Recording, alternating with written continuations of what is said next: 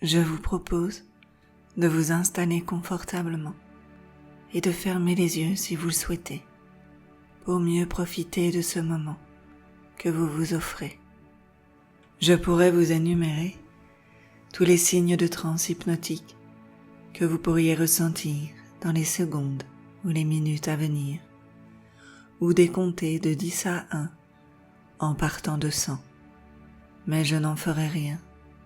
Ce qui compte, c'est que vous soyez confortablement installé.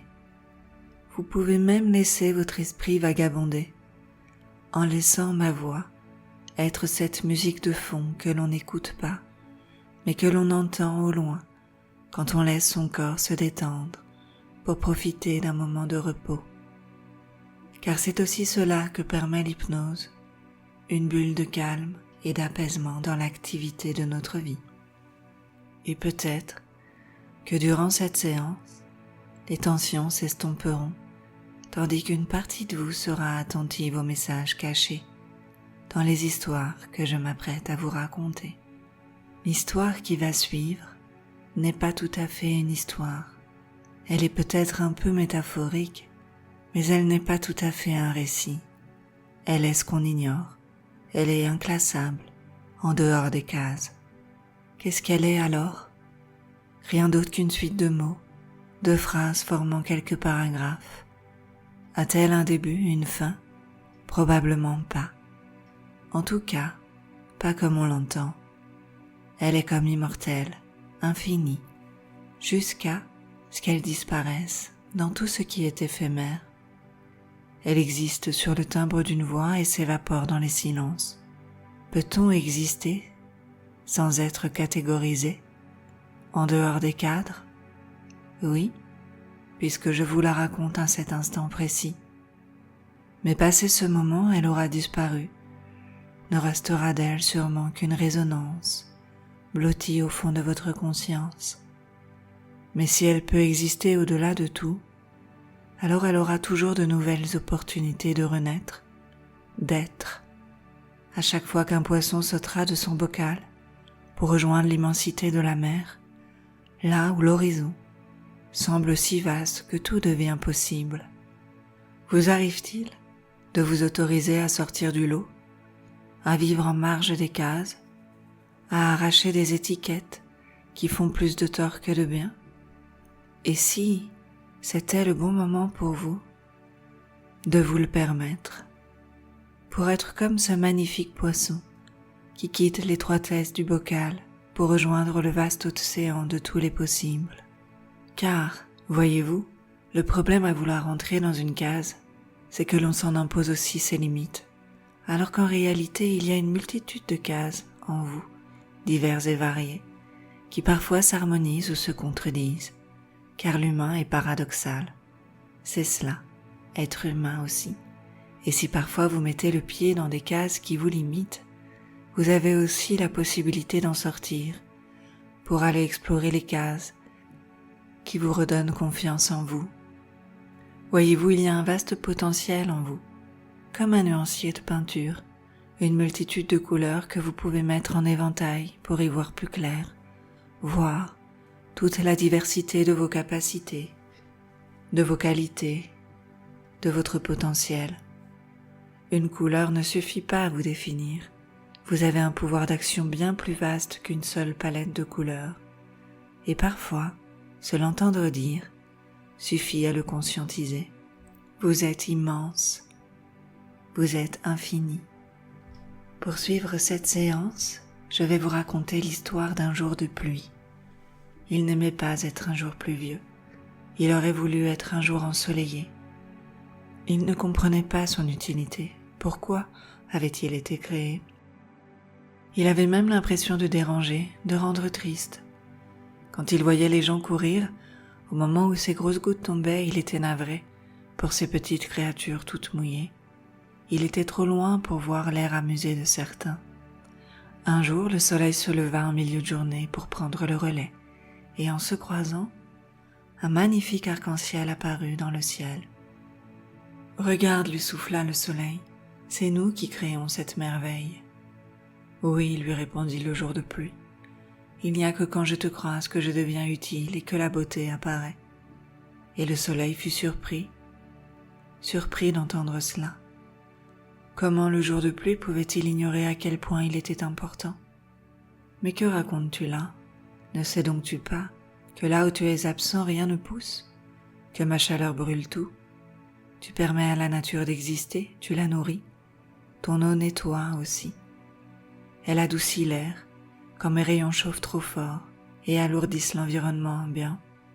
Tu m'équilibres. Nous sommes un duo où chacun est tout aussi utile à l'autre et à la vie.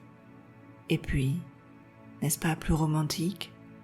Deux amoureux qui s'aiment sous la pluie, plus rigolo, de grands enfants, sautant dans les flaques d'eau. Au fond, personne n'avait jamais expliqué à ce jour de pluie ô combien il était vital et indispensable à la vie. Mais depuis qu'il l'avait compris, il prenait plaisir à exister, à arroser la vie de pluie fine ou débordante. Il avait retrouvé le goût de vivre, car il avait enfin compris qu'il avait une place dans ce monde.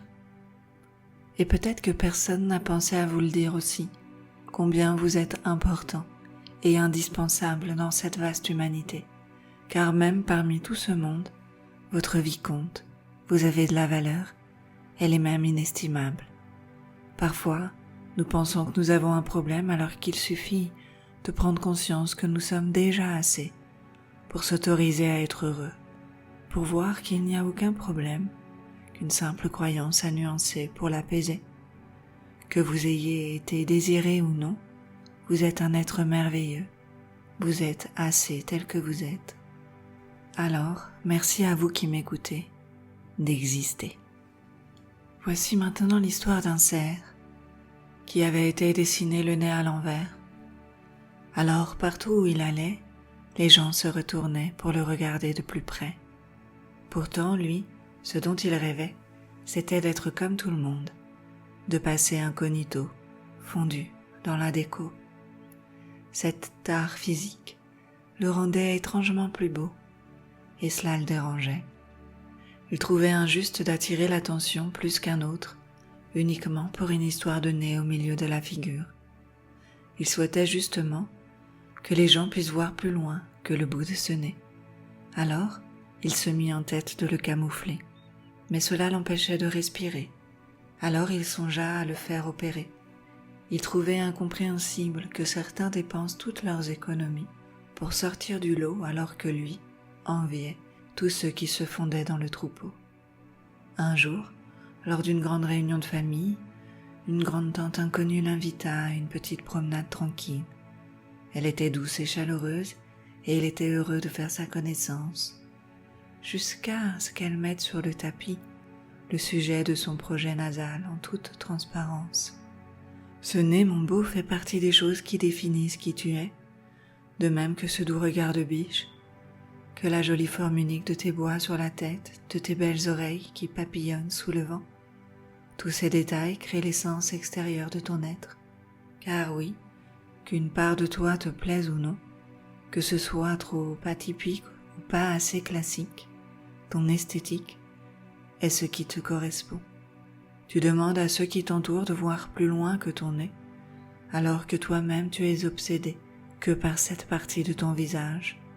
C'est à toi de voir au-delà de ce détail, c'est à toi de prendre du recul et d'observer l'ensemble comme un magnifique paysage. C'est ainsi que tu remarqueras combien tu es beau tel que tu es, avec ce que la vie et la génétique t'a donné, et que tu pourras enfin t'accepter en accueillant chaque détail qui forme l'ensemble de ton authenticité. Finalement, je crois qu'il a annulé son projet. Il s'est habitué à ce petit truc qui le différenciait, car à force de voir ses regards posés sur lui, il se mit à faire pareil, à observer les passants et surtout à voir que chacun avait un détail flagrant ou discret qui le démarquait de son voisin. Il comprit que chacun et chacune possédait une beauté visible et invisible. Et peut-être que vous aussi, vous pourriez poser un nouveau regard sur vous, un regard bienveillant, afin de voir tous ces jolis détails qui font l'ensemble de votre beauté. Vous êtes une belle personne, telle que vous êtes né. Et vous avez la possibilité d'être un cadeau pour les autres, autant que vous pouvez être un cadeau pour vous-même. Imaginez à présent que la vie dépose entre vos mains un cadeau que vous ouvrez. À l'intérieur se trouve un magnifique diamant. Vous le prenez dans vos mains. En réalité, il est votre reflet. Il est là pour vous rappeler combien vous êtes une belle personne. Il reflète votre beauté et vous vous mettez à briller autant que lui sous l'éclat de la lumière. Votre inconscient va faire tous les changements nécessaires pour que le regard que vous posez sur vous s'embellisse, qu'il soit plus ajusté à votre vraie valeur, cette valeur inestimable qui crée votre authenticité, qui fait de vous l'être merveilleux que vous êtes. Imaginez-vous dans quelques jours, quelques semaines, vous sentant mieux dans votre peau, dans votre corps, dans votre vie. Vous avez plus confiance en vous, vous osez plus facilement être, vous osez plus facilement occuper votre place, votre espace pour exister. Vous avez une belle énergie, comme si quelque chose s'était illuminé en vous et se diffusait autour de vous. D'ici quelques instants, vous allez bientôt revenir à la réalité. Rien n'aura changé à l'extérieur, mais le changement commence déjà à s'opérer à l'intérieur, en vous, tandis que votre inconscient va continuer de travailler pour votre bien-être dans les nuits à venir. Vous allez peu à peu pouvoir sentir votre corps se désengourdir, vous reconnecter au bruit extérieur et au rythme que vous souhaiterez. Vous allez pouvoir revenir ici et maintenant et ouvrir les yeux.